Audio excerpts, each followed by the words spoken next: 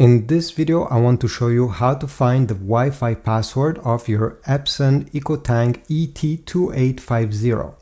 So let me show you. Press the home button so we all start on the same page. And now all you have to do is to press the right side arrow over here a few times until you see Wi-Fi setup. Press OK.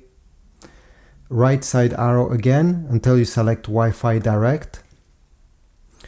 Once Wi-Fi Direct is enabled, press OK, OK again, and then left side arrow. Next, we're going to press again on the left side arrow until you select Other OS Devices. Press OK. Go down.